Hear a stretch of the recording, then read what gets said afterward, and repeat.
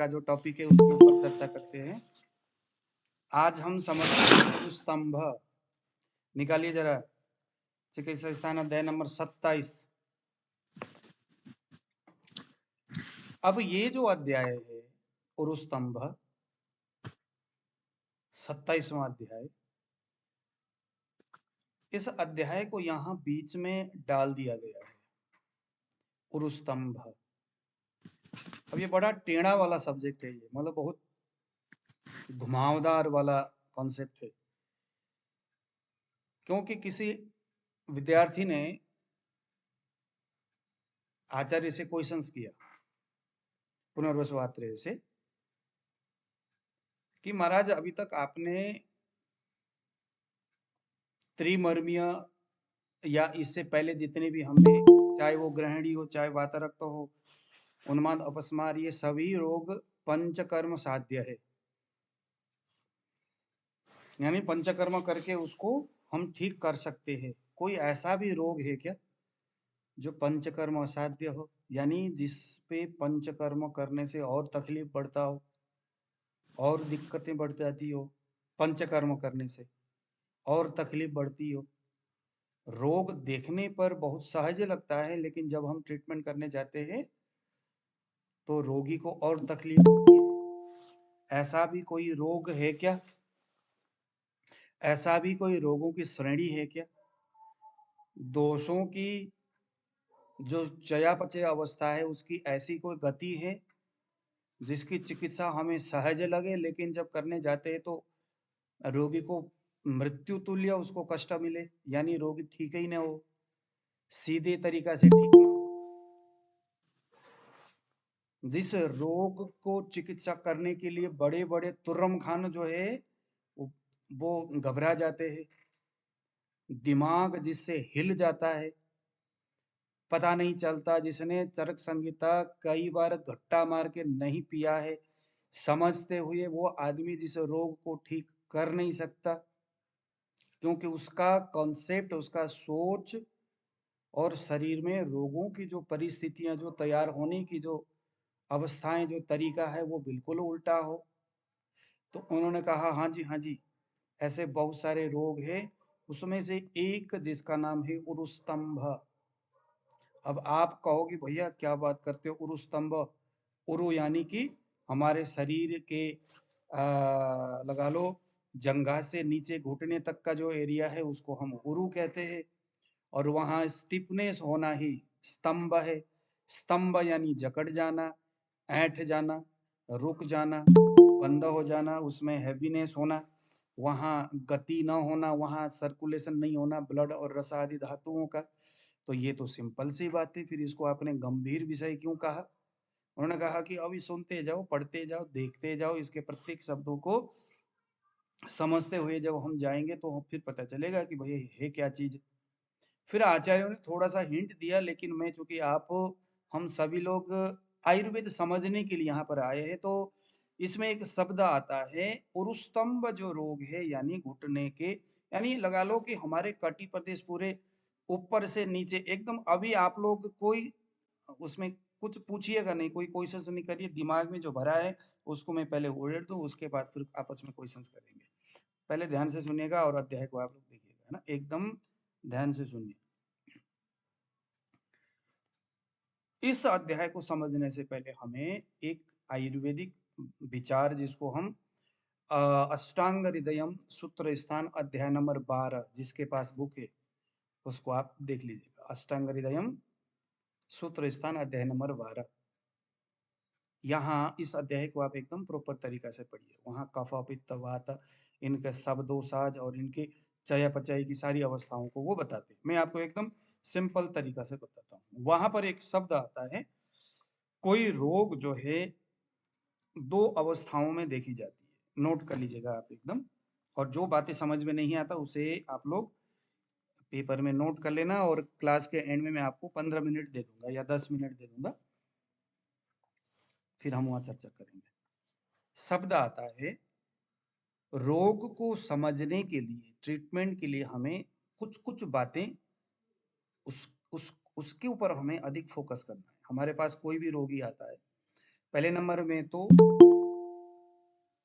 वह रोग संतर्पण से तैयार हुआ है या अपतर्पण से तैयार हुआ है, यानी रोग संतर्पण जन्य है या अपतर्पण जन्य है।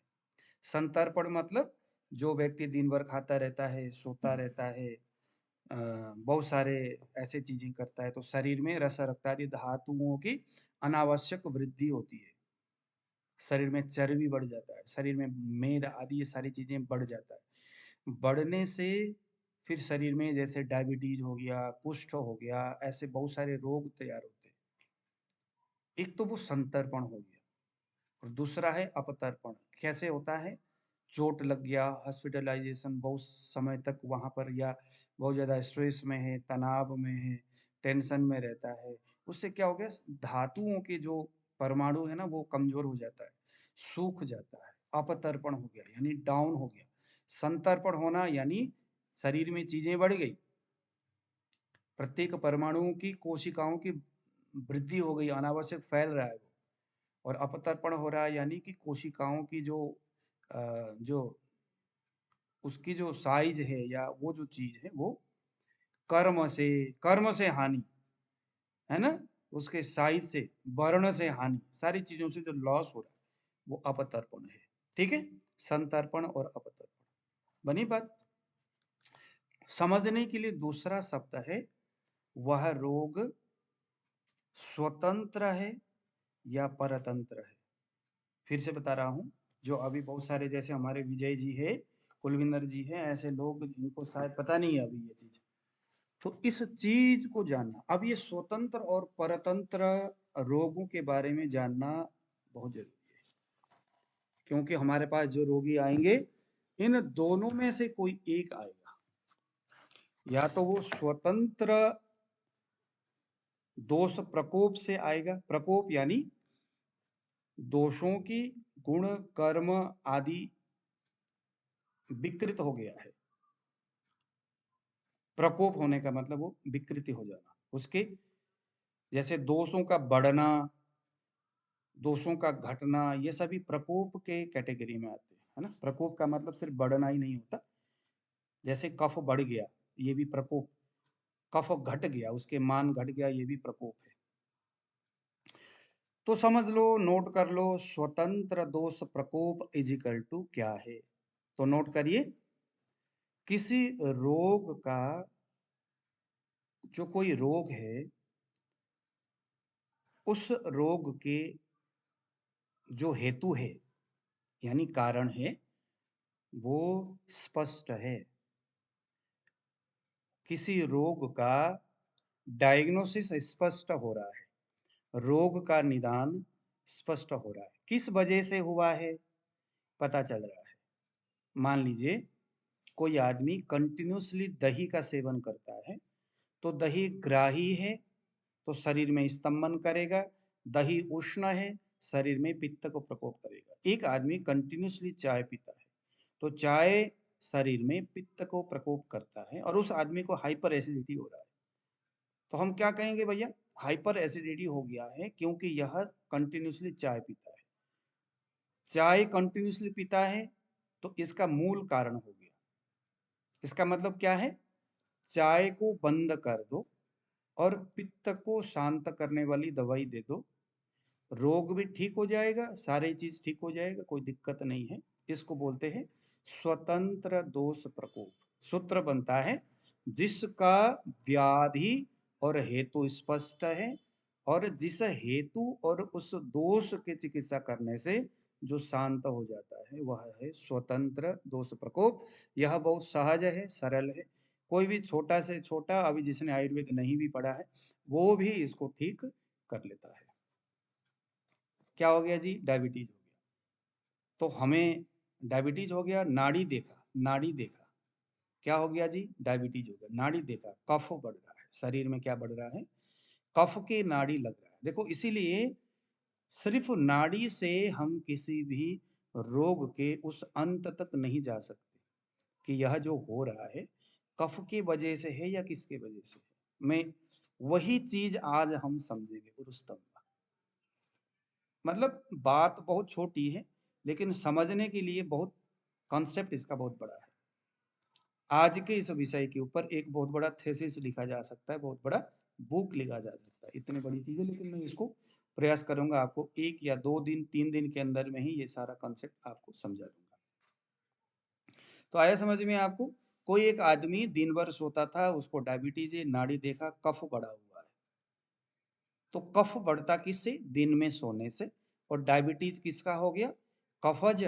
आपने कह दिया भैया दिन में सोना बंद कर दो, शरीर में कफ को नाश करने वाली दवाइयां दे दिया, व्यायाम करने के लिए कह दिया, ये कर दिया वो कर दिया, यानी कफ के परमाणुओं को डैमेज करने वाली, उसको नष्ट करने वाली, उसको संतुलित करने वाली आहार और विहार दे दिया, दवाई भी वैसे दे दिया, उसका डायबिटीज ठीक हो जाएगा। आप कहोगे वाह मजा आ गया।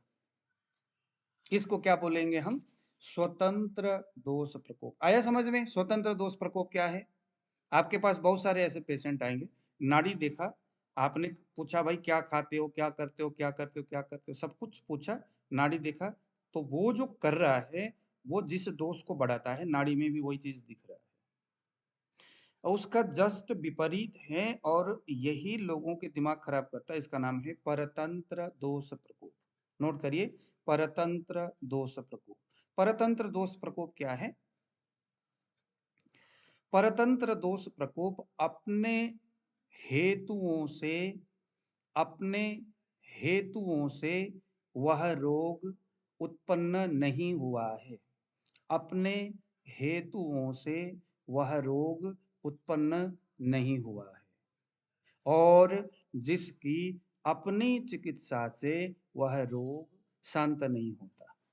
इसकी कई सारी एग्जाम्पल आयुर्वेद में मिलता है, जैसे रक्तज कृमि।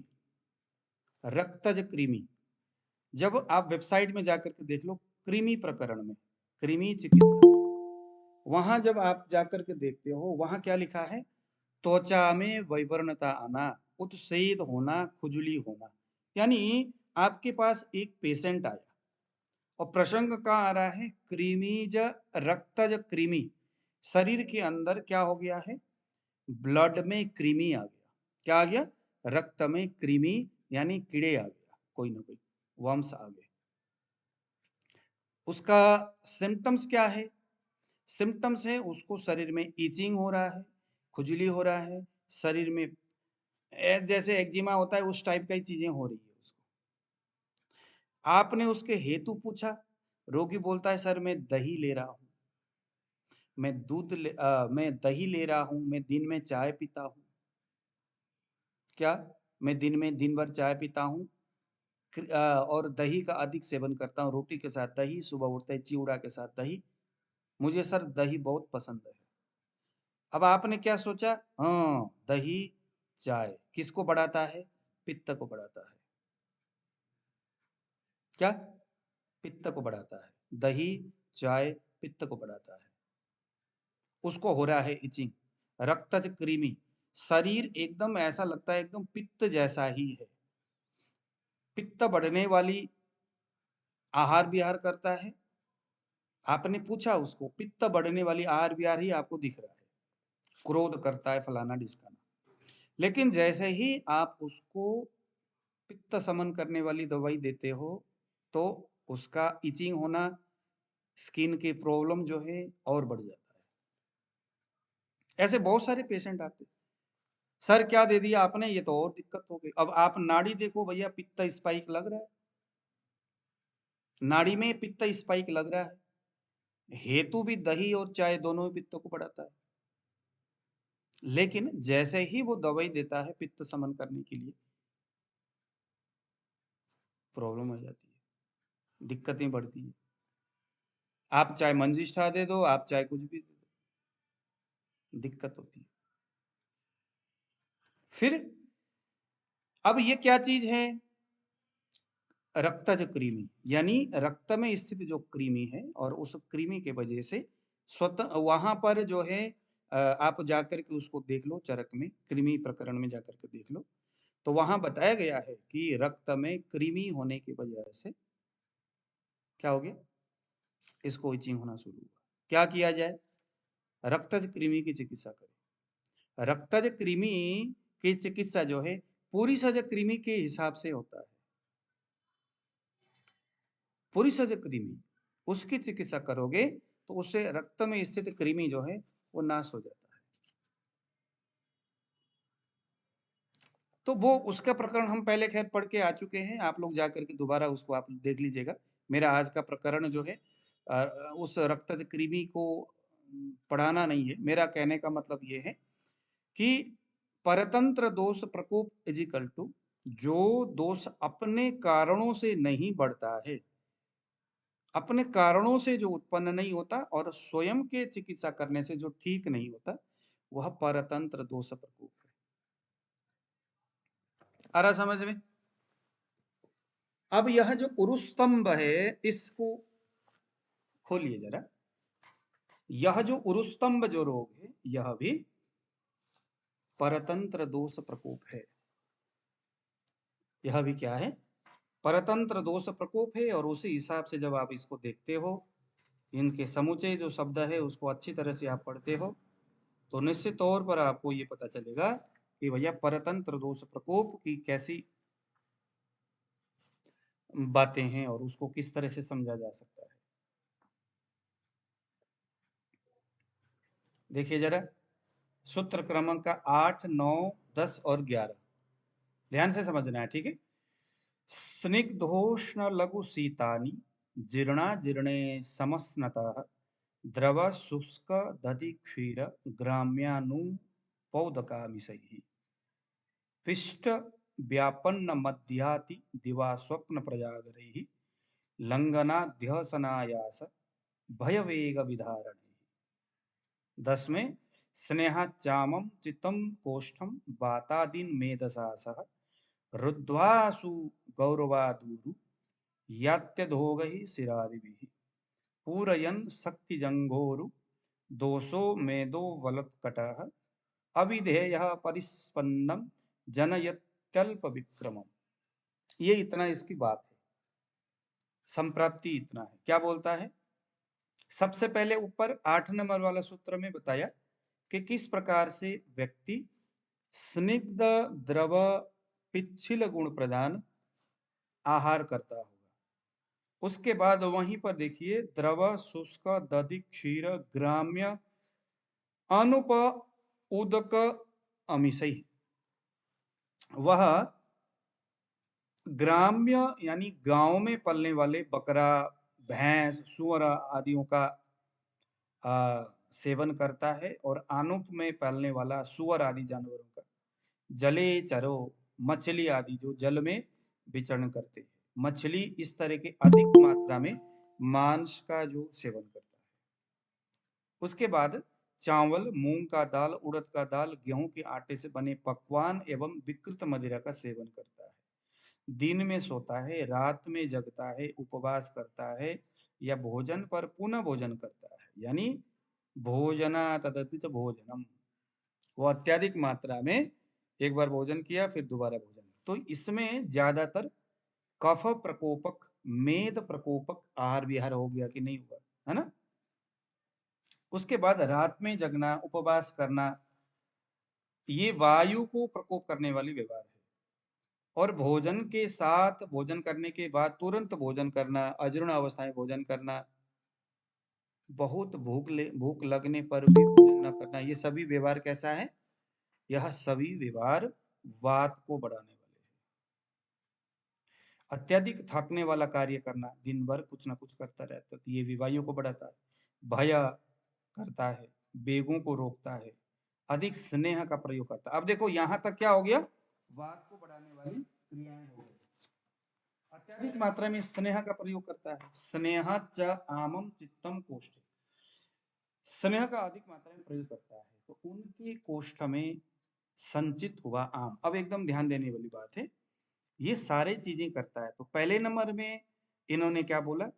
ज्यादातर कफ और मेद को बढ़ाने वाली आहार विहार किया। उसके बाद वायु को बढ़ाने वाली आहार विहार किया। उसके बाद कुछ कुछ पित्त को बढ़ाने वाली आहार विहार किया। यानी वह आदमी कंटिन्यूसली, उसका लाइफस्टाइल ही ऐसा है जो कफ पित्त और वात के, ज्यादातर कफ और वात के, है ना? इस तरह के चीजों को बढ़ाने वाली आहार विहार कंटिन्यूसली करता है, ध्यान नहीं देता। उससे क्या हो जाता है? कोष्ठ में, अब कोष्ठ कितने प्रकार के हैं?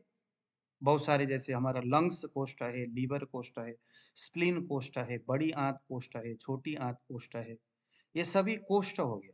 गॉल ब्लैडर कोष्ठ है, ये सभी अध्याय है। चिकित्सा स्थान अध्याय नंबर 27, उरुस्तंभ, सूत्र क्रमांक 8 से लेकर के 11।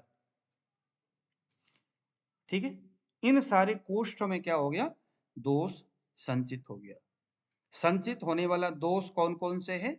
जैसे उसने आहार किया है। 27 पुरुषस्तंभ 27, दोष कैसा है? कफ वात प्रधान, ज्यादातर कफ कफ प्रधान दोष है।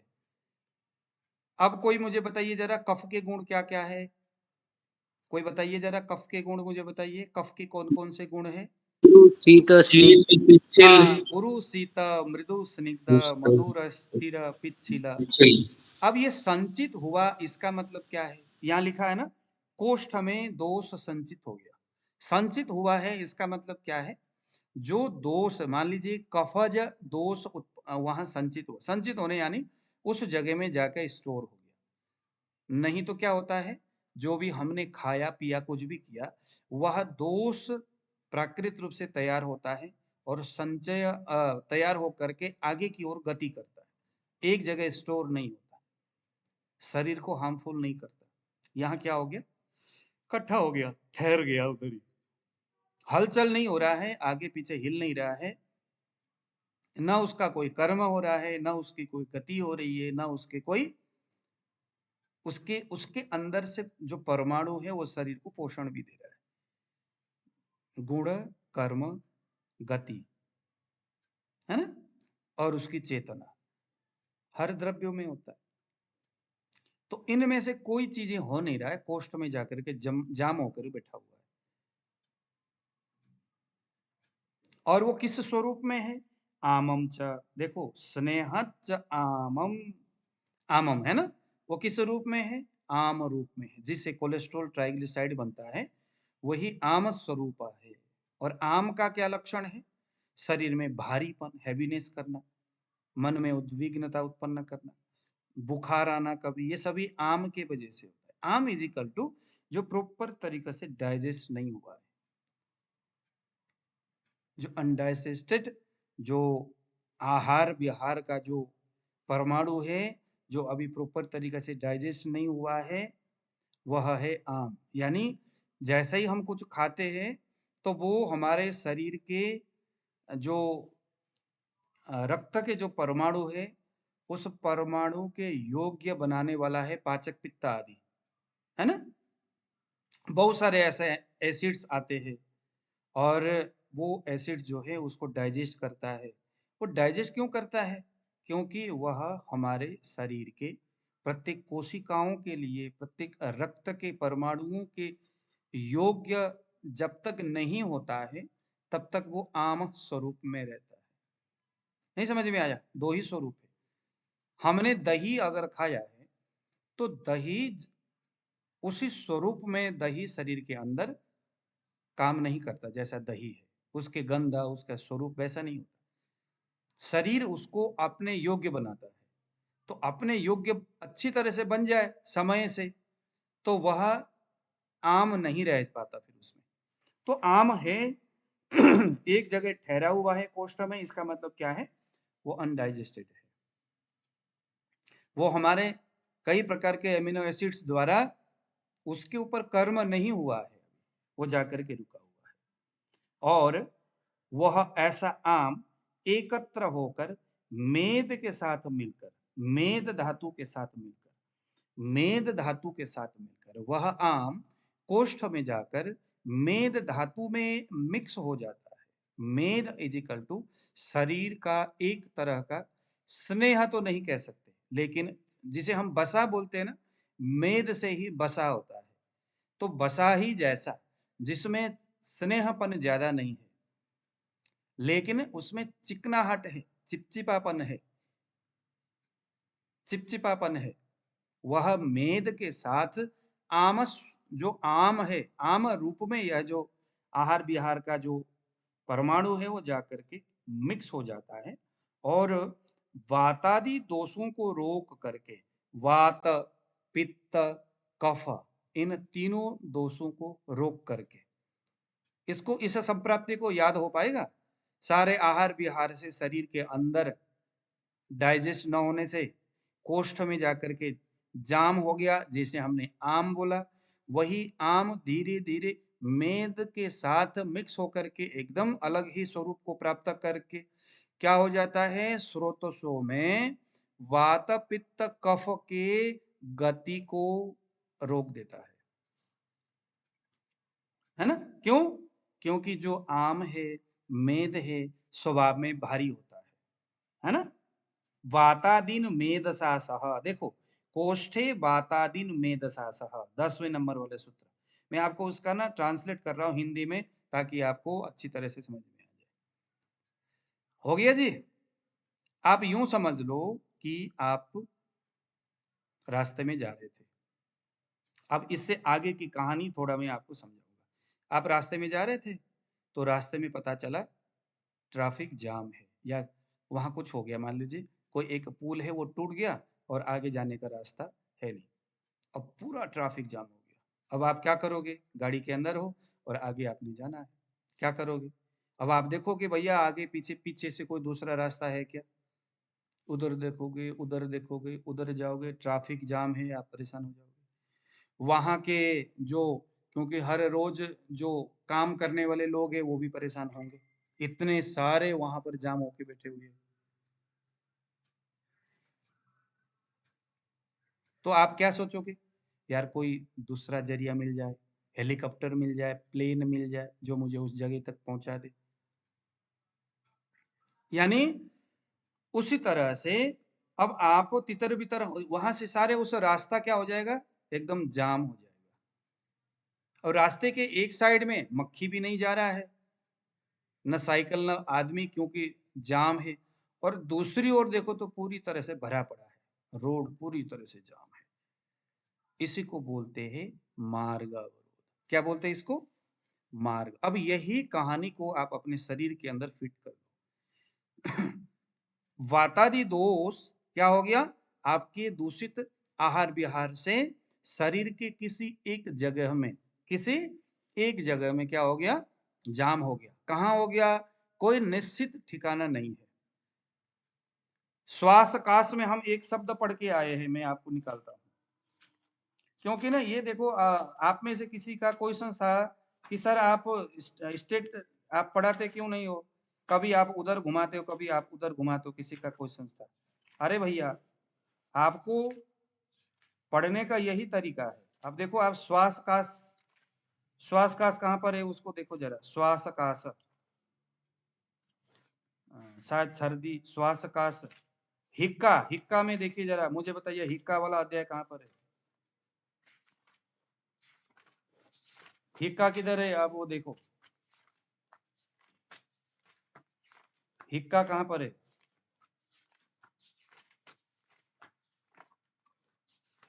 हाँ जी, हिचकी के बारे में हमने पढ़े थे ना, वो किधर है? निकालिए जरा, वहां एक शब्द है। किस प्रकार से मार्ग अवरोध होकर के उसमें होता क्या है? वहां एक बहुत सुंदर शब्द है, मैं उसको निकालना दिखाऊंगा आपको। अध्याय नंबर 17 में है गुरु जी। 17 में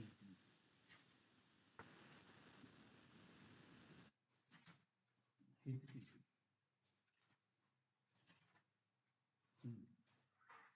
यहाँ एक शब्द है, अभी यहाँ जल्दीबाजी में वो मिलेगा नहीं मिलेगा, उसमें शायद संप्राप्ति ही है, संप्राप्ति में ही है।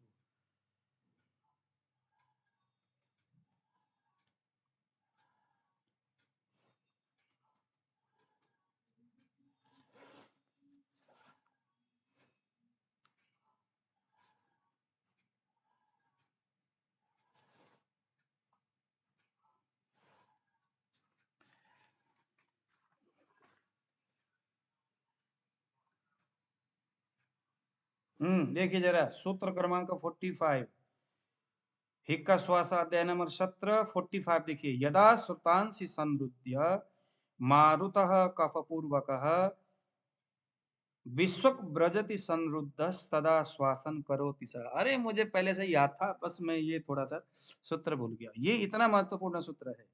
क्या बताया है? कफ प्रकोपक पूर्वकम प्रकोपित वायु जब प्राण वह अन्न व तथा उदक व स्रोतों को रोककर सब और पूरे फुफ्फुस प्रदेश में फैलती है तो श्वास रोग होता है।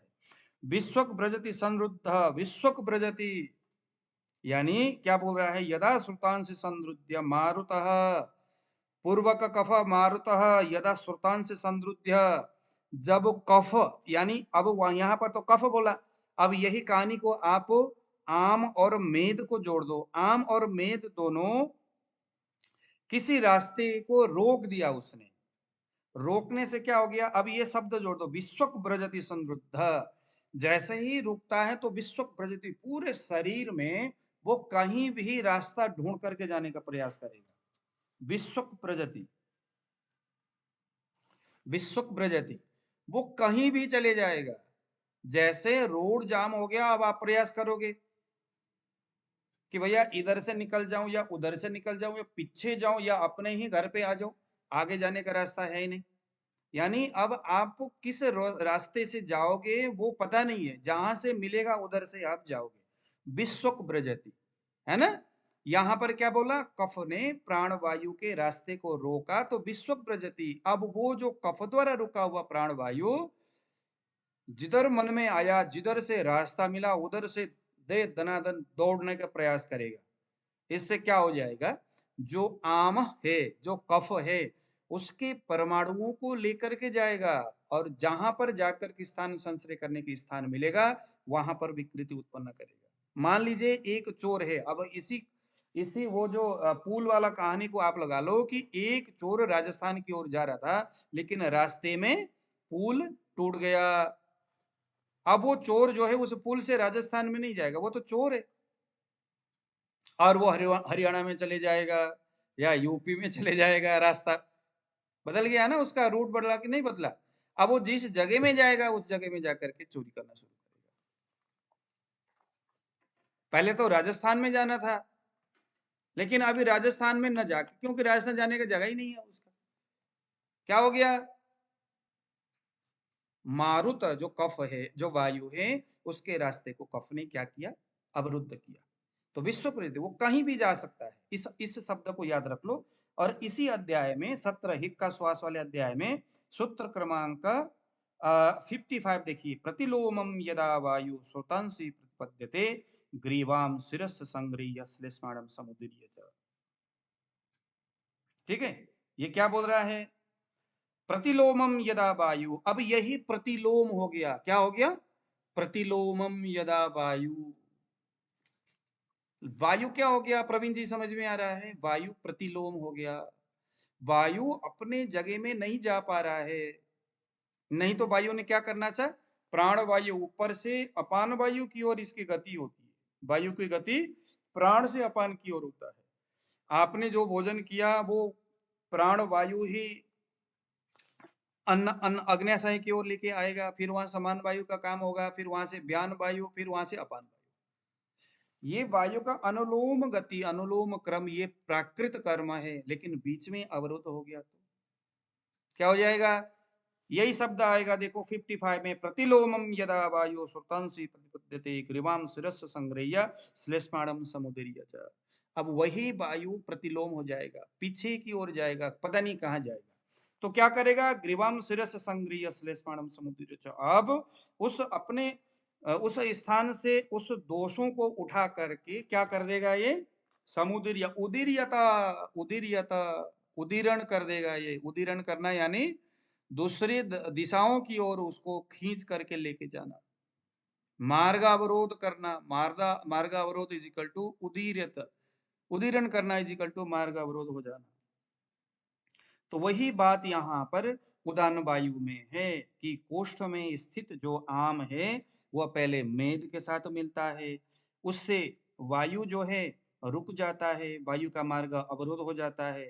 अवरोध होने के बाद वह वायु, फिर देखो रुद्वासु गौरवादुर। अभी अब आइए फिर दोबारा 27 नंबर में, रुद्वासु गौरवादुर यत् दोरहि सिरादिभिः पूरयन् शक्ति। अब देखो जरा यहाँ पर वह जो आम और कफ है, जो आम आम है, आम बताया, यहाँ कफ नहीं बताया। आम क्यों बताया? क्योंकि वातज आम हो सकता है, पित्तज आम हो सकता है, कफज आम हो सकता है। क्या होगा? तो जैसा उस आदमी ने आहार किया है, मान लीजिए कि कोई आदमी कंटिन्यूसली दूध का सेवन करता है, दिन में सोता है, तो उससे अग्निमंद होकर के कफज आम तैयार होगा, और वही आम इस कंडीशन में मेद धातु में मिक्स हो जाता है, उससे वायु अवरुद्ध हो जाता है, और वायु क्या करता है? स्रोतांशी, सारे के सारे स्रोतों में क्या कर देता है? उसको लेकर के फैला देता है। अगर पित्तज आहार विहार किया गया, तो पित्त अग्निमंद होने की वजह से पित्त के परमाणु आम स्वरूप को प्राप्त होकर के मेद में जाकर के मिक्स हो जाता है, और उससे मार्ग को अवरोध करके वायु के रास्ते को रोक देता है, और वायु धक्का मार करके क्या करता है? इन दोषों को लेकर के कहां चले जाएगा? कहीं कहीं चले जाएगा, फिर कहीं भी जाएगा, ये कहीं भी जाएगा। इस अवस्था को इससे पहले हम समझेंगे।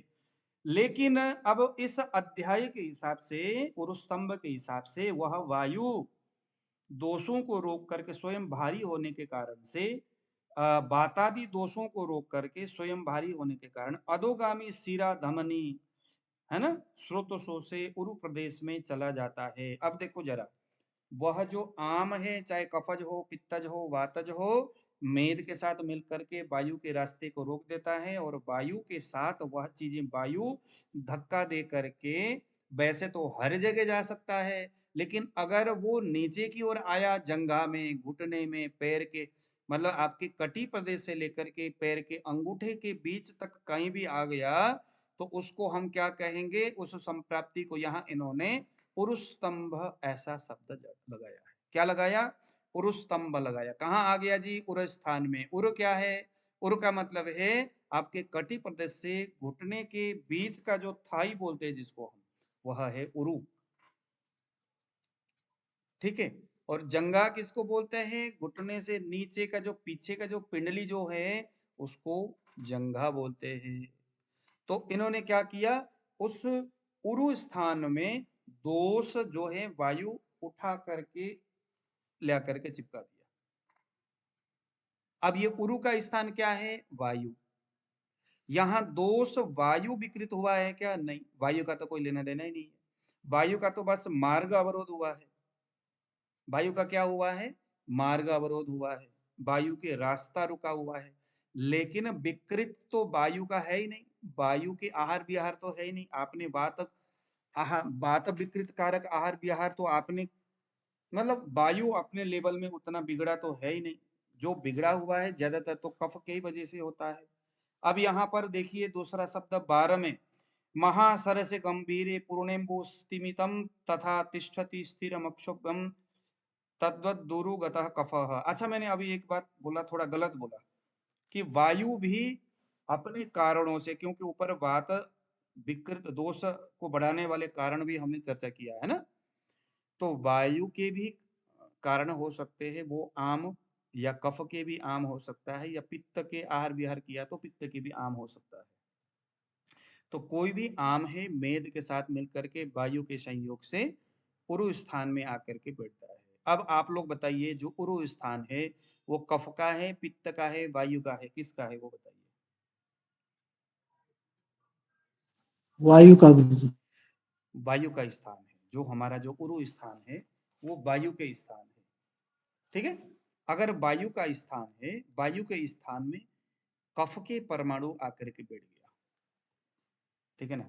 अब यहाँ पर 12 नंबर वाला शब्द को पहले समझते हैं, कैसे बैठ गया। देखो ये शब्द यहाँ बता रहा है, महासरसि गंभीरे पूर्णेम्बु स्तिमितम तथा तिष्ठति स्थिरमक्षोभ्यम तद्गुरुगत कफः। अच्छा, आप में से कोई ऐसा है जो ये सोचते होंगे या ये चाहते होंगे कि सर आप संस्कृत क्यों बोलते हो, ये श्लोक मत बोलो, सिर्फ हिंदी बोलो।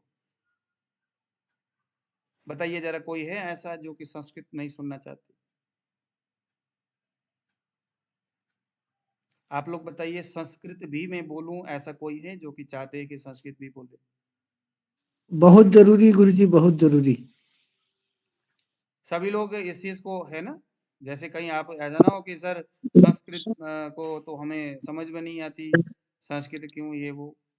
तो भैया नहीं, ये तो सही है, ये तो सही है, तो ब्रेन को वैसे भी शार्प करती है संस्कृत। हाँ, तो देखिए महासर से गंभीर है, क्योंकि देखो संस्कृत का जो शब्द है ना, तो एक शब्द से कई सारे गंभीर अर्थ निकल सकता होगा, इसलिए मैं थोड़ा पढ़ लेता हूँ अपने समझ के लिए, ठीक है? क्या बोला? महासरसी। महासरसी का मतलब है बहुत बड़ा, सरसी का मतलब होता है तालाब। महासरसी बहुत बड़ा तालाब है, और उस तालाब में गंभीरे पूर्णे अम्बुस्तिमितम यथा, उस बहुत बड़े तालाब में गंभीर यानी गहरे पानी पता नहीं कितने दिन से एकदम स्थिर होकर के बैठा हुआ है। जिस तरह से पानी एकदम आकर के बैठ गया जी, गंभीर, एकदम गंभीर जैसे तालाब है, यथा उसी प्रकार से तिष्ठति स्थिरम अक्षोभम तद गुरु गत कफः, तो उसी प्रकार से कफज आम मेद के साथ मिलकर के वायु के संयोग से उरु स्थान में कफज आम आकर के बैठ गया। आलो जी, अब कफ का गुण क्या है? गुरु। पिछिला गुरु है तो उसके उस स्थान में हैवीनेस लगेगा। स्थिरा कफ का गुण है कि नहीं? स्थिरा। तो रोगी कहता है सर मेरे तो पैर उठाया ही नहीं जाता। आईबीएन के पेशेंट होते हैं ना कई सारे, अवेस्कुलर नेक्रोसिस होते हैं कि नहीं, देखा है आपने कभी? उनके महाराज पैर उठते ही नहीं, भारीपन, हैवीनेस। एक बार सो गया, छुट्टी। इतना भारीपन हो जाता है शरीर में, इतनी स्टीफनेस उसमें होता है, इतना मतलब क्या बताऊं, पैर नहीं चलता जी। क्या हो गया? जिस प्रकार से बहुत बड़ा पानी के तालाब में अथाह पानी भर भर करके वहां पर स्टेबल होकर के बैठा हुआ है, स्थिर होकर के हिलडुल नहीं कर रहा है, उसी प्रकार से आपके ही खुद के आहार विहार से कफ प्रकोपित होकर के कफज मेद, मेद भी कफ का ही स्वरूप है, उसके साथ मिलकर के मार्ग अवरोध हो गया। वायु ने ले जाकर के सारा उधर खदेड़ दिया। क्या कर दिया? खदेड़ दिया। ध्यान देना, इसको खदेड़ दिया, क्योंकि वायु के स्थान में ले आकर के वायु उसको डाल रहा है। अब आप लोग बताइए, क्या यहाँ पर वमन करना चाहिए कि नहीं चाहिए? वमन करने से ये चीज ठीक होगा कि नहीं होगा? नहीं होगा नहीं गुरुजी। होगा, इसीलिए क्योंकि वमन विरेचन वस्ती यह ट्रीटमेंट वात को समन करने के लिए होता है। ये सभी चिकित्सा व्यायाम के अंतर्गत आता है। ये सभी चिकित्सा शरीर को रुक्षण करने के लिए आता है, शरीर को हल्का करने के लिए आता है, इंटरनल हल्का करना, क्योंकि वह तो कफ का स्थान है ही नहीं।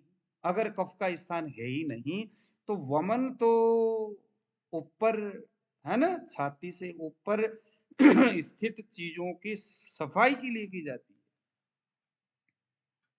तो ये तो कफ का स्थान है ही नहीं। इसलिए इसमें क्या नहीं करना है? इसमें वमन नहीं करना। विरेचन करना है क्या? नहीं। अरे भैया आपके जंगा में अंदर घुस गया जी, स्रोतों के अंदर पड़ा हुआ है। विरेचन तो जो दोष कोष्ठ में, देखो पहले यहाँ बताया, पहले वह आम कोष्ठ में आता है, फिर मेद के साथ मिलता है, वायु उसको उठा के धक्का मार के स्रोतों में लेकर के चला, अंदर से ले जा करके आपके जांग में ले जा करके रख दिया, उरु में। यह न तो कफ का रूट है न पित्त का रूट है, नहीं होने वाला कुछ भी। फिर वस्ती करना चाहिए क्या? नहीं। क्यों? क्योंकि यहाँ स्वतंत्र रूप से भैया वायु का तो कोई लेना देना ही नहीं है। वायु तो बस धक्का मार के कह रहा है यार तू हमें मेरे रास्ते में आकर के रुकावट कर रहा है, चल तेरे को मैं एक जगह ले जाकर के कहीं कर देता हूं। तो वायु बस्ती लेने से क्या होगा इसमें? तो न तो आप यहाँ वमन कर सकते हो, न विरेचन कर सकते हो, न बस्ती कर सकते हो, एक कोने में जाके बैठ गया। न तो कफ वमन साध्य है, न विरेचन साध्य है, न बस्ती साध्य है। फिर क्या करना चाहिए? तो ये चीज आपने देख लिया कि किस तरह से ये स्थान संचय। तो अभी मैंने जितनी बातें आपको समझाया, इतना किसी भी डिजीज के लिए समझना जरूरी है। ठीक है, जब हमें रूट समझ में आएगा, चीजें कहां से आ रही है समझ में आएगा, जब तो हम उसको दवाई देंगे। अब यहाँ आप त्रयोदशांकुकुल दे दोगे, क्या करेगा वो त्रयोदशांकुकुल, बताओ। सिंहनाथ गोकुल दे दोगे, क्या करेगा सिंहनाथ गोकुल? यहाँ पे मेद है भैया, कफ आम स्वरूप कफ पित्तवात, मेद के साथ मिलकर के वायु ने छोटे छोटे चैनल के स्रोतों के अंदर से सिरा स्नायु धमनी, देखो धमनी क्या अधोगामी सिरा और धमनी से उर प्रदेश में लेकर के गया है।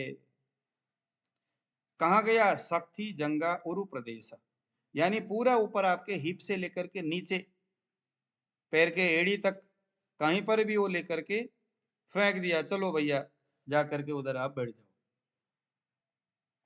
आप देखो जरा सूत्र क्रमांक 13, मैं कहता हूं कि इसको खुद के समझने के लिए मुझे भी इसको पढ़ना बहुत अच्छा लगता है ये, और आप लोगों को भी अच्छा ही लगना चाहिए। देखो सूत्र क्रमांक 13, गौरवाया ससंकोच दाह रुक सुप्ति कंपन ही भेद स्फुरण तो दैस युक्त देहम निहन्य सुन। अब यहाँ क्या होता है, उरु प्रदेश में कफ का संचय होने पर, यानी कि आपने कफ कारक आहार विहार किया था, उससे कफज आम तैयार हुआ, वह मेद के साथ मिक्स हुआ, और वह स्थान क्या नाम है, मार्ग अवरोध हो गया। ये तो है ना, मार्ग अवरोध हुआ कि नहीं? और मार्ग अवरोध होने से यह अपने स्थान से उस स्थान में चला गया, मतलब दूसरे के स्थान में जाकर के बैठ गया।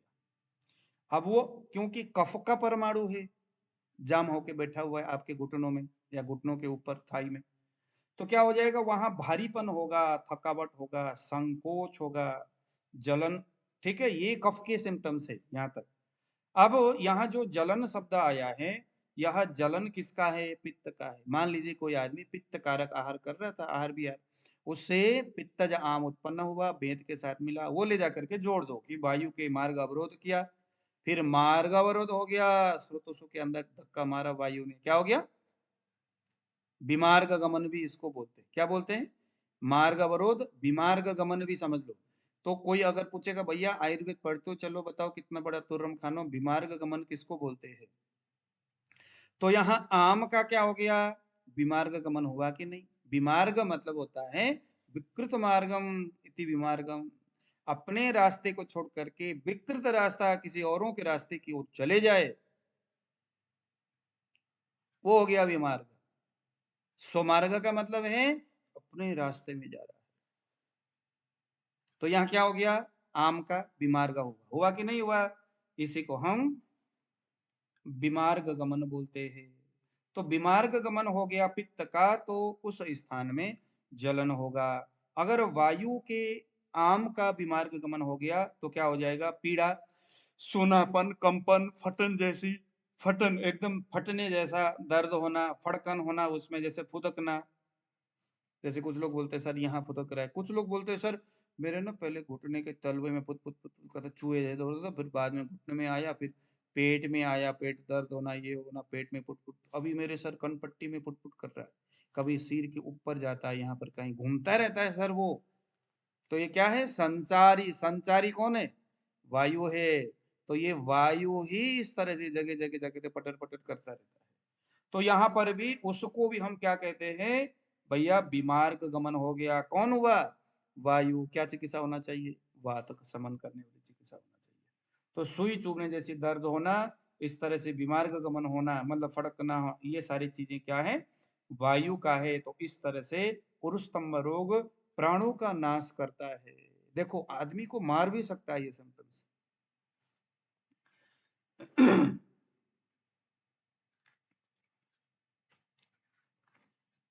ठीक है, तो यहाँ पर वात, पित्त, कफ कुछ भी हो सकता है। तो पहले से ये तय नहीं होगा कि उरुस स्तंभ में क्या चिकित्सा होना है, ये देखना है कि लक्षण क्या होता है। उरुस स्तंभ का पूर्व रूप देखिए 15 नंबर में, प्राग्रूपम ध्यान निद्राति स्थैमित्यारोचकच्वराः लोम हर्षस् सर्दिश जंघोर्वो सदनम तथा। अब उरुस स्तंभ होने से पहले रोगी सदैव किसी बात को सोचता रहता है। कुछ ना कुछ सोचता रहता है, कुछ ना कुछ सोचता रहता है। उसको नींद नहीं आती, शरीर में स्टिफनेस बना रहता है, खाने का मन नहीं करता, बुखार आता है, शरीर में रोमांच यानी रोंगटे खड़े होते रहते हैं, कभी वमन होता है, जांग और उरु प्रदेश में थकावट महसूस होती है। अब जरा आप ले जा करके इसको किस आजकल एलोपैथ में कौन सा रोग इसके साथ जुड़ता है उसको आप लोग देख लो, उसको देख लो कि यह रोग किसके साथ जुड़ता है। ठीक है। जांघों में अभी दर्द नहीं होगा, जांघों में सुन्नपन होगा, थकावट महसूस होगी, थोड़ा सा चलते ही जांग थक जाता है। यह स्थिति कहाँ जाके जुड़ेगा बाद में? पुरुष स्तंभ में। तो ये उसकी पूर्व रूप अवस्था है। एक चीज यहां समझ लो, क्या लिखा हुआ है? किसी बात को सोचता रहता है, तो इसी को तो हम डिप्रेशन बोलते हैं। तो कोई आदमी आके बोलता है सर डिप्रेशन हो गया, नींद नहीं आती, कर नहीं सर नींद नहीं आना, तो डिप्रेशन के दूसरी अवस्था हो गया। अब वो डिप्रेशन के रोगी में बस इतना ही देखना है कि उसके जांघों में थकावट होती है क्या, इतना ही देखना है। बस वहीं से हमें पुरुष स्तंभ के पूर्व रूप समझ में आएगा।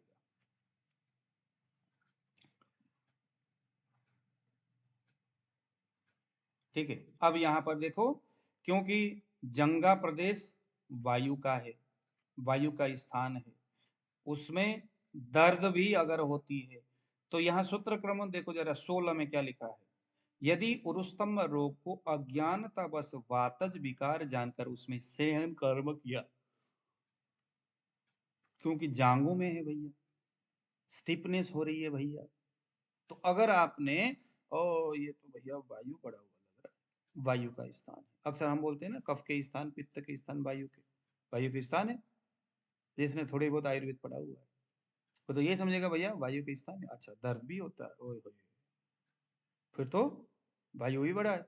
तो वायु क्या चिकित्सा? पहले स्नेहन करना है। स्नेह अगर आपने किया तो क्या हो जाएगा? पैरों में और ज्यादा थकावट, सूनापन और ज्यादा बढ़ जाता है और कठिनाइयों से पैरों को उठा पाता है, मतलब इससे तो चीजें और बिगड़ जाएगी। तो स्नेहपान भी नहीं करना है। अब देखो उरु स्तंभ का वास्तविक सिम्टम्स क्या है? जांग में और उरु प्रदेश में निर्बलता, यानी पूरा घुटने जो है ना कमजोर हो जाएगा, हमेशा जलन होना, दर्द होना, जमीन पर पैर रखने पर दर्द और ज्यादा बढ़ जाना, जमीन में पैर रखते ही दर्द बढ़ गया, जमीन में पैर रखते ही दर्द बढ़ गया, इसको नोट करना है। शीतल वस्तुएं ठंडी नहीं प्रतीत होती, ठंडी चीजें खाओ तो ठंडा लगता नहीं है। ये सब लक्षण दोषों के अनुसार अलग अलग होता है।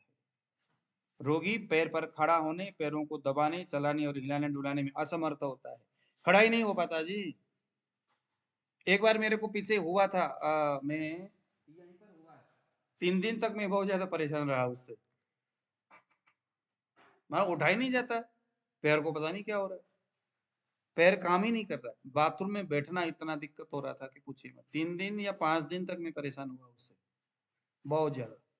तो ऐसे बहुत सारे पेशेंट आते हैं जो, हाँ जी बलबीर जी बताइए।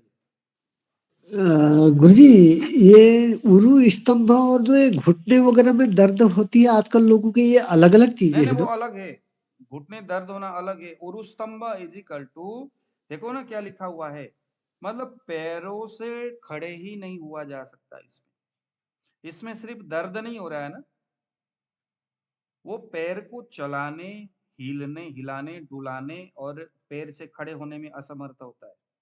गुरुजी ये गोटे के ऊपर भी तो शरीर का पूरा बोझ आता है ना, वो जो हाँ हाँ प्रॉब्लम हाँ हाँ हाँ, क्रिएट बस होती बस है, बस बस। वही है देखो ना। रोगी पैर पर खड़ा होने, पैरों को दबाने, सूत्र क्रमांक 17 और 18, चलाने और हिलाने डुलाने में असमर्थ होता है। रोगी अपने पैरों को दूसरे के द्वारा उठाने योग्य और टूटा हुआ सा अनुभव करता है, टूटा हुआ सा अनुभव करता है। उसको लगता ही नहीं है कि ये मेरा पैर है, उसको उसको लगता है कि पता मेरा पैर पता नहीं किधर चला गया। उसको ना तो मतलब कि स्पर्श का अनुभूति होती है, मतलब उसके क्रोनिक कंडीशन में स्पर्श का भी अनुभूति नहीं होती।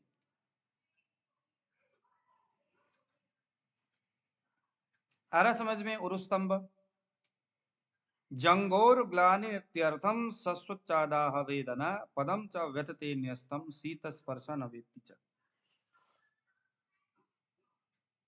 शीतल वस्तु, ठंडी चीजें भी उसको पता ही नहीं चलता। पैरों में अगर ठंडी पानी डाल दो तो पता ही नहीं चलता उसको ठंडा है या क्या है, अनुभव ही नहीं होता उसको। ठीक है, क्योंकि कफ के स्थिर गुण, कफ के गुरु गुण, कफ के ये स्थिर और गुरु, ये दोनों ही गुण ज्यादातर इसमें हैवी होता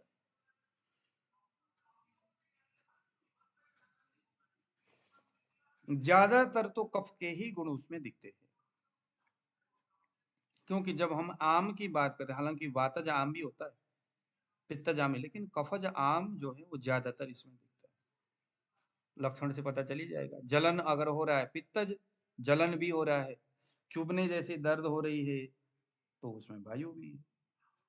अब देखो 19 नंबर वाला सूत्र, यानी यह असाध्य अवस्था है, इसका मतलब इसके बहुत गंभीर अवस्था है।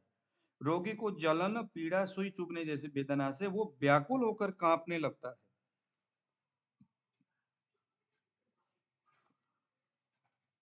ठीक है, मतलब इतनी व्याकुल हो जाता है, उससे पूछो मत।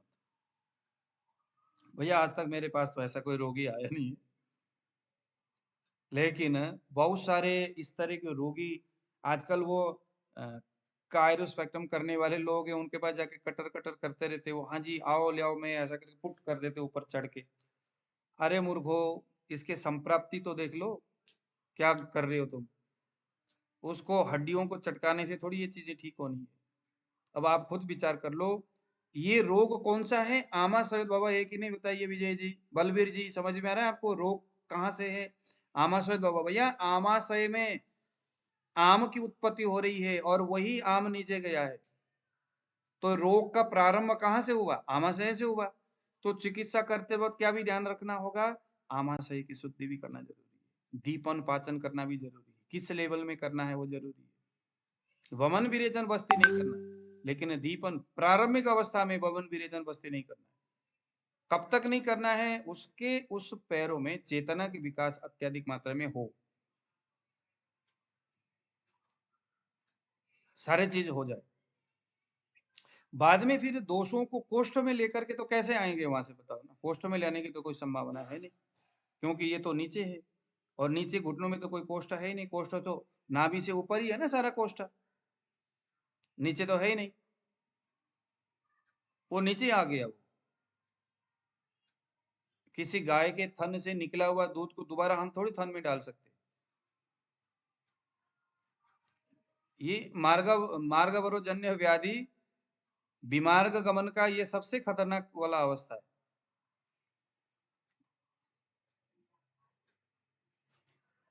आप देखिए जरा सूत्र कर्म 20, 21, 22, 23, 24 में, तस्य न स्नेहनम कार्यम न वस्ति न विरेचनम न चैव वमनम यस्मात् तन्निबोधत कारणम। अब देखो जरा यहाँ पर इन्होंने अब यही जो मैं पहले बता रहा था ना, वो बात यहीं पे आ गया। तस्य न स्नेहन, इसका कोई स्नेहन नहीं किया जाना चाहिए, अभ्यंग से स्नेहन नहीं करना चाहिए, यानी तेल लगा करके भी मसाज नहीं करना है, स्नेहन वस्ती भी नहीं देना है, विरेचन भी नहीं देना है, वमन भी नहीं देना है। क्यों, उसको अच्छी तरह से जानना चाहिए। क्यों, क्योंकि स्नेहन और वस्ती, स्नेह वस्ती के लगातार प्रयोग कफ की वृद्धि करता है, और ये रोग क्या है, कफज आम है, आम ही तो है। अगर आप स्नेहन वस्ती दोगे या स्नेहन उसको घी तेल वगैरह दोगे, उससे क्या हो जाएगा, कफ बढ़ेगा। कफ बढ़ेगा इसका मतलब क्या है, यह रोग कौन सा है, आमाशय भव है। मान लीजिए किसी के घुटने में दर्द भी होता है, तो उसमें भी हमें ये बात सोचना जरूर चाहिए। किसी के घुटने में दर्द हो रहा है, आप देखते होंगे ऐसे बहुत सारे रोगी घुटने में दर्द लेकर के चिल्लाते रहते हैं, उनका कुछ नहीं होता। डॉक्टर बोलते हैं आप ट्रांसप्लांट कर लो, क्या बोलते हैं, घुटने का ट्रांसप्लांट कर लो। उसका इसका कोई लेना देना है क्या, घुटने बदलने से रोग ठीक हो जाएगा। संप्राप्ति बन रही है आमाशय से, समान वायु, और उसके ऊपर से ही चीजें बिगड़ती जा रही है। आम का निर्मित वहां हो रहा है, और वो कंटिन्यूसली वायु को रोक रहा है, वायु सारा धक्का मार रहा है उधर। तो आप बताओ, स्टिफनेस हो गया, घुटने में दर्द हो रही है, चिकित्सा करना चाहिए आमाशय की प्रारंभ में, और किया जा रहा है घुटने के ट्रांसप्लांट। उससे हो जाएगा क्या? कुछ समय तक उस स्थान में स्थित जो कफ के स्थिर और गुरु परमाणु जो है वो इधर उधर इधर उधर हो जाएगा। जब वो ऑपरेशन करेगा तो उस निकाल देगा, या जो भी है हट जाएगा। लेकिन जहां से तैयार होकर के जा रहा है आमाशय से, वो उसके ऊपर कुछ हुआ है क्या? नहीं हुआ। तो ट्रांसप्लांट करेगा दूसरा, अगर कुछ घुटना घुटना बदल भी देगा या वहां पर, या वो अगर स्टेंट भी लगाएगा, तो आने वाले कुछ साल के बाद फिर जस का तस नहीं होगा क्या? फिर कितने बार भैया उसके ट्रांसप्लांट करोगे, कितने बार करोगे? इसीलिए बहुत सारे पेशेंट आप देखते होंगे 2 साल में 3 साल में जस का तस हो जाता है। फिर डॉक्टर बोलता है अरे भैया फिर दोबारा इसको निकालना पड़ेगा, दोबारा देखना पड़ेगा। क्यों? क्योंकि वहां पर जिस जगह में उसकी चिकित्सा बननी चाहिए उस जगह का तो विचार किया नहीं गया। क्योंकि मार्ग अवरोध विमार्ग गमन आम निराम एलोपैथ थोड़ी देखता है इसको। आजकल तो आयुर्वेद भी नहीं देखते, कोई पढ़ता ही नहीं है, तो कौन देखेगा?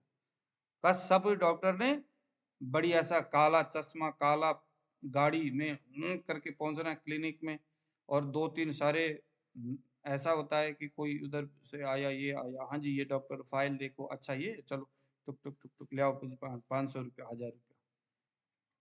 डॉक्टर हूँ जी, एमडी हूँ मैं। क्या जी? हाँ जी ये फलाना गूगल दे दो, फलाना डिस्काना ये दे दो।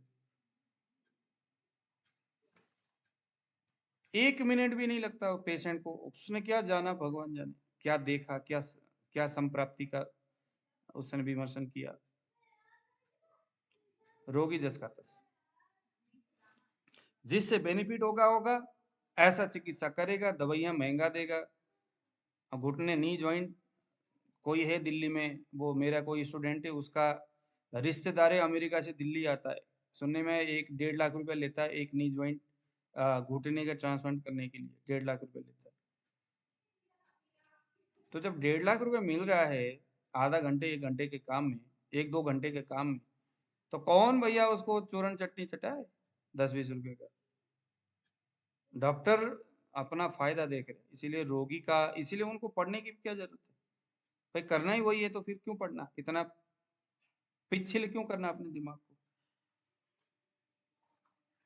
तो देखो जरा, इन्होंने स्पष्ट यहाँ बताया कि नहीं बताया? स्नेहन और स्नेह वस्ती देने से क्या हो जाएगा? कफ की वृद्धि होगी, उससे आम की और ज्यादा वृद्धि होगी। और जैसे जितना ज्यादा आम उतना ज्यादा मार्ग अवरोध, जितना ज्यादा मार्ग अवरोध उतना वायु उसको ले जाकर के घुटने के आसपास में छोड़ देगा, दर्द और ज्यादा बढ़ जाएगा। आगे लिखा है देखो, उरुस वातस्थान ही तत्सत्य द्वयो स्तंभाच तद्वदन शक्या सुखम जलम जलम निम्नादि स्थलात्। तो यहाँ पर इन्होंने बताया कि उरु प्रदेश में स्थित कफ को निकालने में विरेचन भी समर्थ नहीं है। जितना मर्जी विरेचन करो, घुटने के आसपास में या जांग में अगर दोष चला गया तो विरेचन से वो चीज थोड़ी आएगा ऊपर, नहीं आएगा।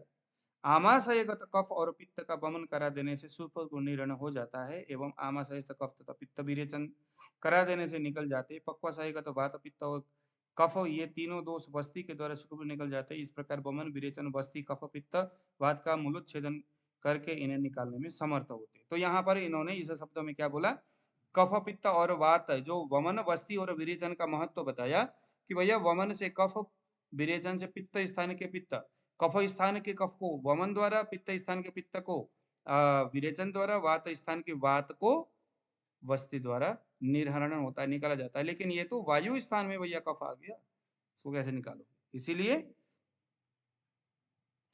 आम और मेद से जकड़े होने के कारण जंगा और उरु प्रदेश में रुकी हुई वातज दोषों का निकालना असंभव होता है, संभव है ही नहीं। जंगा तथा उरु स्वरूप वात स्थान में वायु की शीतलता आम एवं मेद की जकड़ाहट के कारण वही स्थित दोष पंचकर्म द्वारा आसानी से नहीं निकाले जा सकते।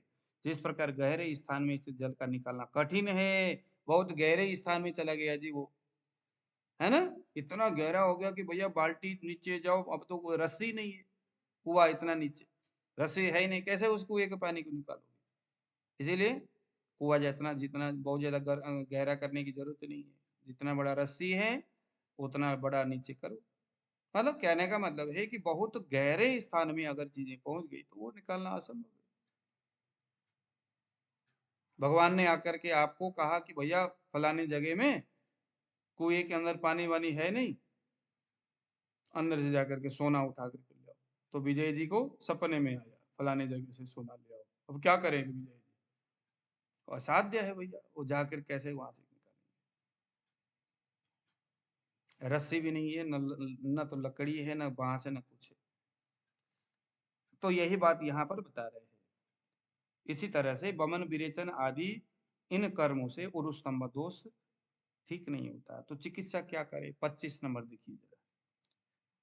तस्य संसमनम नित्यम क्षपणम शोषणम तथा युक्तपेक्षी विषक कुर्या दधि कत्वत कफामयो। उरुस्तंभ रोग में कफ तथा आम दोष की अधिकता होती है ना? कफ की और आम दोष की ज्यादातर अधिकता होती है जब भी उसमें स्तंभन हो रहा है, भारीपन लग रहा है सारी चीज। इसीलिए युक्ति की अपेक्षा करने वाले चिकित्सक को चाहिए कि उरुस्तंभ में शोधन न करके समन उपचार करना चाहिए। आम एवं कफ के द्रव भाग का शोषण तथा सर्वथा उच्छेदन करके इन्हें नष्ट करना चाहिए। बस एक ही शब्द में इन्होंने अपनी चिकित्सा यहाँ बता दी। उन्होंने कहा सिंपल सी बात है भैया, यहाँ डिटॉक्सिफिकेशन नहीं करना है, यहाँ समन करना है। समन का मतलब है, समन का मतलब क्या है? समन का मतलब है जिस प्रकार से आयुर्वेद में पहले शोधन करके बचे हुए थोड़े दोषों को दवाइयां दी जाती है ताकि धीरे धीरे करके वो हटता जाए, उसी प्रकार से यहाँ पर भी दवाई देना है। वो दवाई थोड़ा थोड़ा धीरे धीरे करके वहां पर अपना काम करेगा, पहले नंबर। दूसरे नंबर में उसको शोषण करने वाली, उसको सुखाने वाली, रुखा करने वाली, सुखाने वाली ऐसा कुछ करना चाहिए। कोई ऐसा दवाई जो पेस्ट के रूप में लगाओ और उसको पूरा सुखा दे, जिसमें अवशोषण चूसने की कैपेसिटी है, ऐसा कुछ चीजें उसमें पेस्ट बना के लगाना चाहिए। तो उरुस्तंभ का सबसे महत्वपूर्ण दवाई यही है। लेकिन इसमें एक अवस्था जो मुझे समझ में आता है, क्योंकि मेरे बगल में एक लेडीज है, उसका पैर पूरी तरह से जकड़ा हुआ है, ऐसा सीधा बेड में लेटी हुई है, शरीर सूखा हुआ है, मरने वाली है। मैंने देखा प्रत्यक्ष उसको उरुस्तंभ है। अब क्या करोगे? उसको रूखा दवाई दिया नहीं जा सकता क्योंकि शरीर कृश हो चुका है। तो उरुस्तंभ है, रुक्षण चिकित्सा करना चाहिए। लेकिन रुक्षण चिकित्सा करने से शरीर के बाकी अवयवों में हानि पहुंच सके तो वो क्या हो जाएगा? वो फिर असाध्य की कैटेगरी में चले जाएगा। यहाँ पर भी अगर हम युक्ति से काम कर सकते हैं, जैसे उसको पहले थोड़ा रुक्षण करो, फिर थोड़ा सा उसको स्नेहन तो करने के लिए मना किया गया है, लेकिन उसको कुछ ऐसे दवाई देना, थोड़ा सा उसको ब्रीमहण करना है, थोड़ा सा वहां रुक्षण करना है, थोड़ा वायु को बढ़ाना है, थोड़ा कफ को बढ़ाना है, वायु बढ़ाना है, थोड़ा कफ की।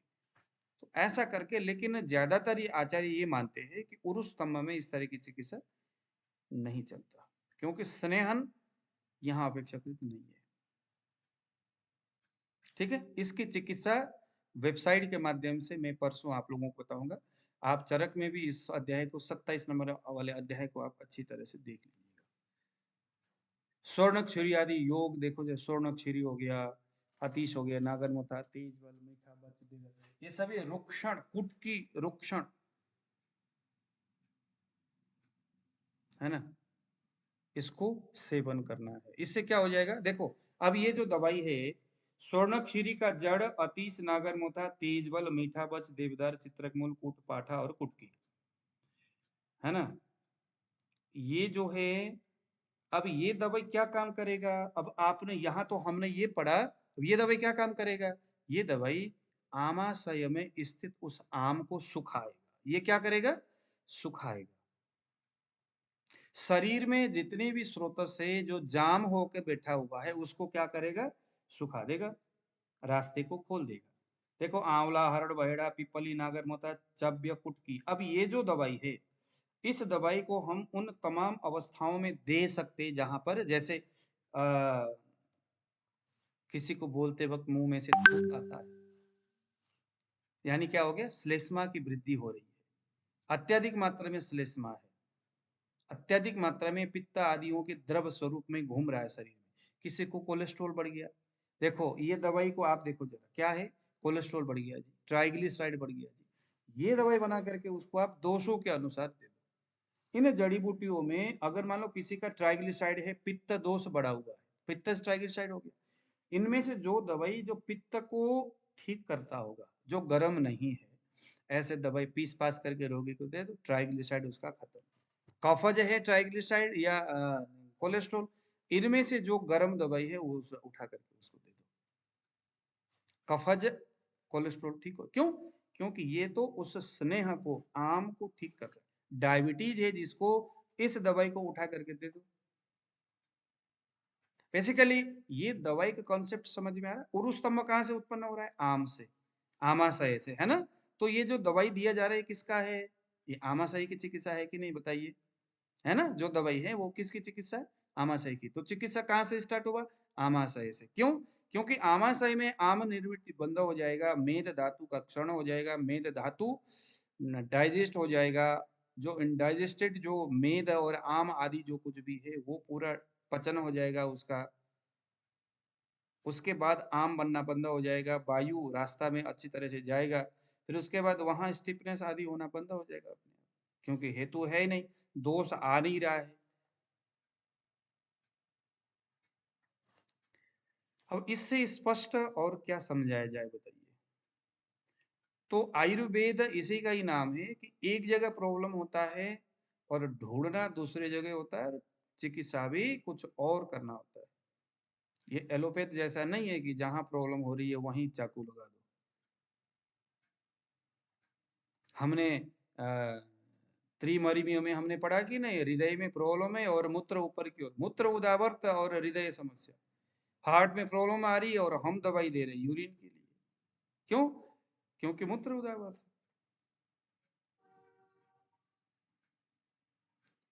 ठीक है जी, आज का क्लास यहीं तक है। किसी ने कोई क्वेश्चन है तो बताइए। गुरुजी एक वो मेरा साथी है वहां पे, तो उसको यही प्रॉब्लम हो रही है कि जैसे एक गोडे के ऊपर, राइट हैंड का जो उसका गोडा है उसके ऊपर उसका बोझ पड़ता है, मतलब वो लंगड़ा के चलता है। एक सेकंड, एक सेकंड, मैं आपको ना एक चीज बताता हूँ। अब आपने, अब जब सोओगे ना अभी, तो एक बार जो भी अभी हमने पढ़ा इसको एक बार रिमाइंड करना है। कल सुबह एक बार उठना है, 4 बजे, 3 बजे, दो या 5 बजे, जो भी आप उठते हो। उठते वक्त सबसे पहले आपने बुक को उठाना है और इस चैप्टर को आपने पढ़ना है, अच्छी तरह समझना है। मतलब हमने क्या क्या अभी समझा उसको समझना है, फिर इसको क्लोज करना है। ये कॉन्सेप्ट को आपने नोट करना है। बेसिकली देखो, मैं आपको जो पढ़ा रहा हूँ वो उस रूट से पढ़ा रहा हूँ कि जैसे लिखा है वैसे पढ़ा रहा हूँ क्या? उसको मैं समझा करके, इधर उधर घुमा करके मैं आपको समझा रहा था कि वो जो लिखा है उसका मतलब क्या है, वो क्यों लिखा है, उसको कैसे समझना है, वो जरूरी होता है। बाकी पढ़ने के लिए तो पुस्तक दुकान में बहुत सारी चरक संहिता आदि बुक है ही, बगैर गुरु मुंह से तो नहीं ना समझ में आएगा। हाँ जी, आप बताइए जरा, परवीन जी दोबारा बताइए। मैं कह रहा हूँ मेरे साथ एक साथी है, उनको जैसे गोडे में ही उनको जैसे चलते हैं ना, तो उनको प्रेशर पड़ता है, मतलब वहां पे दबाव पड़ता है। हाँ। तो इसी तरह से ही मतलब लंगड़ा के चलना, और क्या नाम है इसके ऊपर, और वही जो इसमें है जैसे रेगुलर वो अपना सुबह और दोपहर को दही का सेवन करना और लस्सी लेना, रेगुलर लेना ही लेना है उन्होंने। हम्म। तो इससे उसकी प्रॉब्लम बढ़ती जा रही है, मतलब अपने उसकी। हाँ हाँ, तो वही है ना बात। अब उसको आप अभी समझ में आया आपको? हाँ जी, वो उन्होंने जैसे एलोपैथी को दिखाया तो उन्होंने पहले एक्सरे, सीटी स्कैन, फिर एमआरआई भी कराया। हम्म। तो एमआरआई के बाद भी फिर भी वो कह रहे हैं कि आपकी जो कार्टिलेज है ना वो घिस गई है, उसको हम्म। चेंज करना पड़ेगा। वो वही वाली गोड्डे जो रिप्लेसमेंट वाली बात आपने कही, जो हम्म। तो वही सेम कंपैरिजन कर रहा हूं, तो वही सेम चीज सेम है। ही सामने आ रही है। हाँ। बिल्कुल ही।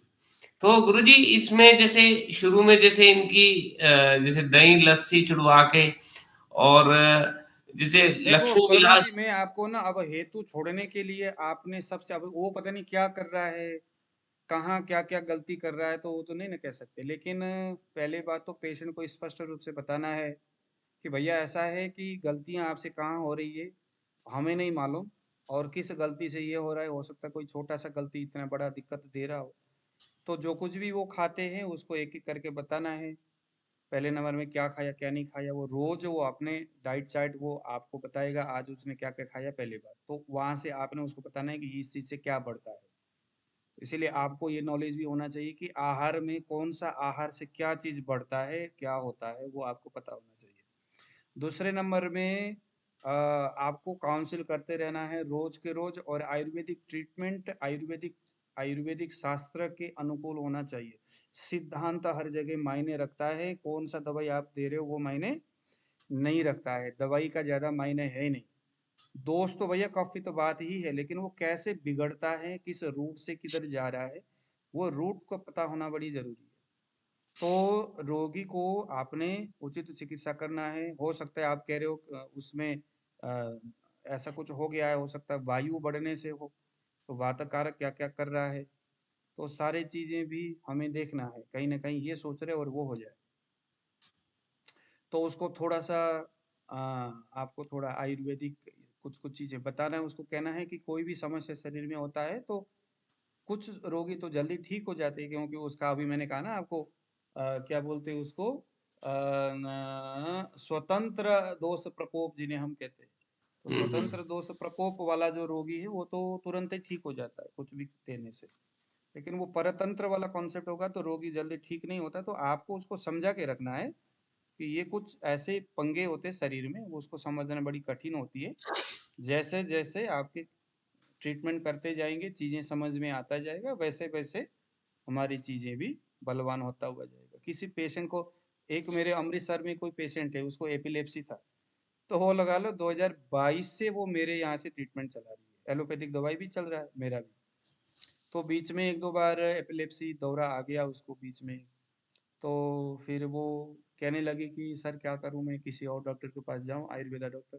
मैंने कहा जाने में तो कोई दिक्कत नहीं, लेकिन मैं आपको 3 साल से मैं इस लड़का को देख रहा हूँ, मैंने ऑब्जर्वेशन किया है इसको क्या है कैसा है, अब मैं इसको थोड़ा थोड़ा जान पा रहा हूँ।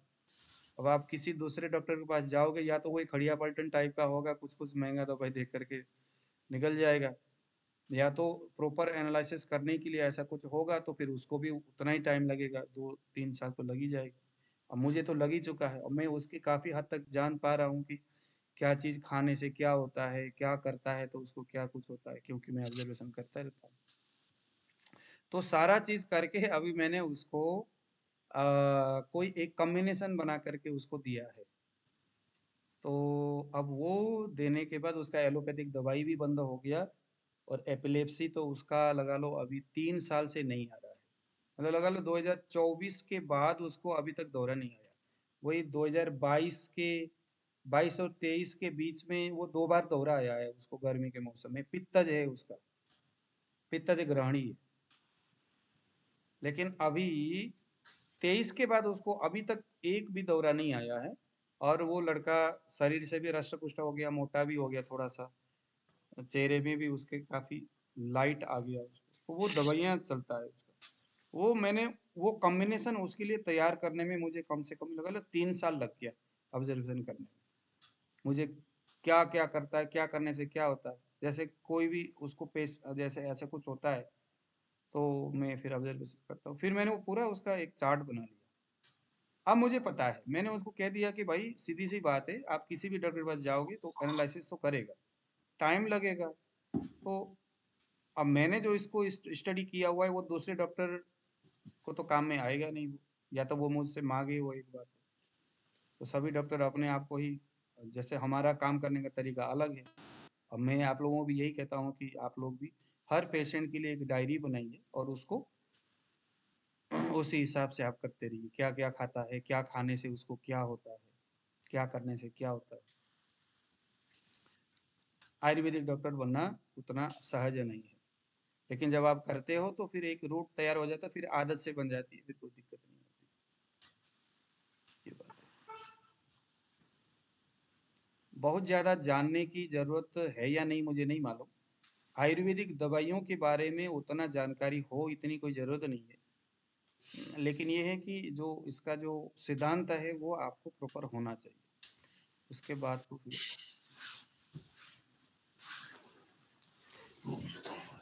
ठीक है जी, है ना। ठीक। किसी का कोई क्वेश्चन है? जैसे गुरुजी डायग्नोस परफेक्ट करना होना चाहिए।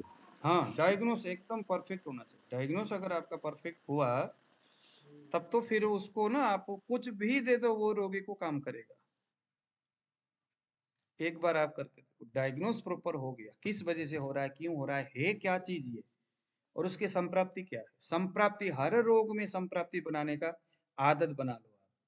संप्राप्ति बनाने की आदत बना लो, और जब तक उसका संप्राप्ति नहीं बन पाता प्रॉपर, उस वहां तक नहीं पहुंचते, तब तक उसको ट्रीटमेंट आप दो ही ना, अगर आप सच्चा आयुर्वेदिक वैद्य हो। संप्राप्ति बनने के बाद तो आप कोई सिंगल दवाई देकर के उसको ठीक कर सकते, सिंगल, सिर्फ सौंठ दे दो, सौंठ और हरड़ दे दो, गुड़ गुड़ हरितकी, मतलब बहुत सारे ऐसे दवाइयां हैं, फिर तो अवस्थानुसार आप दे सकते गुरुजी ये गुंजा, ये बोला छोटा छोटा सनोठी आता है वो ने, हैं। गुंजा गुंजा बोला सनोठी आता है हाँ वो ने। हाँ जी, हाँ जी। अच्छा। अरे एमपी में, एक सेकंड में